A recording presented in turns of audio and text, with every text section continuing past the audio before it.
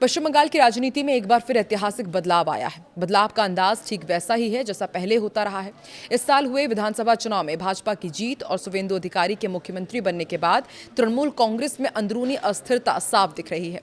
ममता बनर्जी के नेतृत्व वाली टीएमसी साल 2011 में वामपंथी सरकार को उखाड़ फेंकने के बाद 15 साल तक सत्ता में रही। सत्ता जाते ही वाम दलों को हर तरह से नेस्तनाबूद करने का काम ममता बनर्जी ने किया।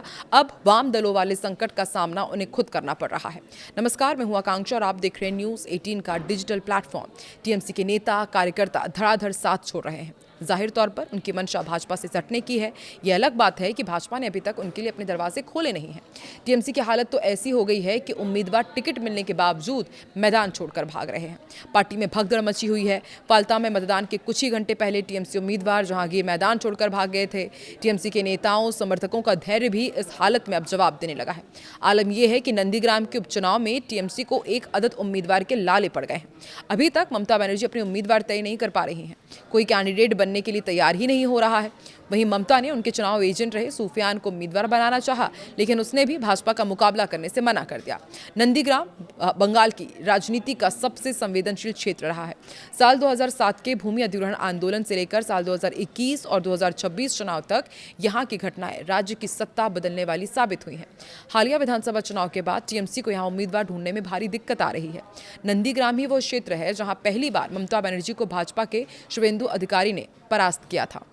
नंदीग्राम में टीएमसी को 2026 में भी हार का सामना करना पड़ा था।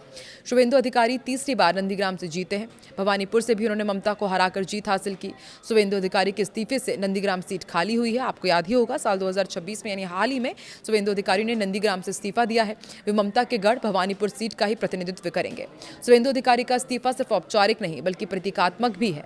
वो 2021 में टीएमसी छोड़कर भाजपा में आए थे और नंदीग्राम से ममता को हराकर राज्य की राजनीति उन्होंने बदल दी थी। ममता के कमजोर पड़ने का साल 2021 में ये पहला संकेत था और इस बात तो पूरा माजरा ही बदल गया। राज्य में राजनीतिक परिदृश्य बदलते ही टीएमसी का संकट शुरू हो गया है। ममता के खिलाफ टीएमसी के नेता खुलकर बोल रहे हैं। सांसद काकोली घोष का इस्तीफा टीएमसी के लिए सामान्य घटना नहीं है। इसके साथ ही सांसदों और भी दूसरे सांसदों के जाने से ममता नाराज हैं। भाजपा सांसद सौमित्र खान की माने तो 20 सांसद और 50 विधायक ममता का साथ छोड़ने की तैयारी में है। साल 2011 में ममता बनर्जी की जीत के बाद वाम मोर्चा तेजी से बिखर गया था। क्लब, पंचायत, नगर पालिकाओं और इन तमाम चीज़ों पर टीएमसी ने कब्जा किया था। हजारों नेता, पार्षद, कार्यकर्ता वाम दलों का साथ छोड़कर टीएमसी में शामिल हो गए थे। लेफ्ट के पांव उखड़ गए क्योंकि सत्ता के बिना उनका संगठन टिक ही नहीं सका। वाम दलों की ही तरह अब टीएमसी भी मुख्य रूप से सत्ता और स्थानीय प्रभाव पर टिकी थी। आइडियोलॉजी की बजाय पावर, क्लब कल्चर, पंचायतों पर नियंत्रण और सरकारी योजनाओं का फायदा ही टीएमसी की ताकत थी। अब जब सत्ता चली गई है तो बंगाल में वही पैटर्न दोहराया जा रहा है। वाम दलों की तरह सत्ता जाते ही टीएमसी के कार्यकर्ता, नेता ममता का साथ छोड़ने लगे हैं। साल 2026 में भाजपा की भारी जीत के बाद टीएमसी में टूट के संकेत साफ हैं। टीएमसी के कई नेता भाजपा के संपर्क में बताए जा रहे हैं। पार्टी की बैठकों और कार्यक्रमों से कुछ विधायकों की दूरी से इसका अनुमान लगाया जा रहा है। स्थानीय कार्यकर्ता तो पहले ही पाला बदल चुके हैं या बदलने की तैयारी में है। ममता बनर्जी की हार ने पार्टी के मनोबल को तोड़ा है। हार से अंदरूनी कलह शुरू हुई और फिर सत्ता जाने के बाद कार्यकर्ताओं में पैदा हुआ डर पार्टी को कमजोर कर रहा है। जहां पहले टीएमसी में शामिल होना फायदेमंद था, अब भाजपा सरकार में जाने की होड़ लगी हुई है। अगर ऐसा ही रहा तो ममता बनर्जी का भी लाल वाला हाल हो जाएगा। साल 2011 में वाम दलों का यही हाल हुआ था। बड़े नेता तो कम भागे लेकिन कार्यकर्ताओं का पलायन हो गया। क्लबों और पंचायतों पर टीएमसी ने कब्जा किया था। टीएमसी के साथ भी अब यही हो रहा है। ममता बनर्जी की टीएमसी भी सत्ता केंद्रित पार्टी रही है। बिना सत्ता के इसे टिकाए रखना चुनौतीपूर्ण होगा। ममता की उम्र और स्वास्थ्य को देखते हुए टीएमसी का भविष्य अनिश्चित लग रहा है। साल 2011 में लेफ्ट फ्रंट का 34 साल से चला आ रहा शासन टीएमसी के हाथ चला गया था। अपने शासन के 15 साल में ममता बनर्जी ने वामपंथी संगठन को बंगाल में बेजान ही कर दिया। कई स्थानीय नेता, पार्षद, पंचायत प्रतिनिधि और कार्यकर्ता टीएमसी में शामिल हो गए। हालांकि शीर्ष स्तर के बड़े नेताओं का स्विच कम हुआ। ज्यादातर टॉप लीडर पार्टी में ही बने रहे, लेकिन मध्य और निचले स्तर पर पलायन काफी हुआ।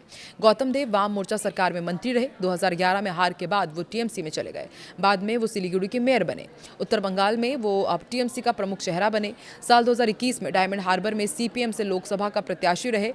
प्रतीक रमान ने भी साल 2026 में टीएमसी ज्वाइन कर ली। यानी कि साफ है, एक नहीं ऐसे कई उदाहरण हैं जिसके बाद ये समझा जा सकता है, देखा जा सकता है कि अब टीएमसी के हाल वाम दलों की तरह हो रहे हैं। तो क्या अब ममता बनर्जी के सामने ये बहुत बड़ी चुनौती है कि वो टीएमसी को फिर से रिवाइव कर पाएं, और वो ये कर पाएंगी या नहीं कर पाएंगी, और आखिर ममता बनर्जी को नंदीग्राम से उम्मीदवार कब तक मिलेगा, और कौन होगा जो नंदीग्राम के उनके गढ़ को बचा पाए? आपको क्या लगता है? कमेंट सेक्शन में ज़रूर बताएं।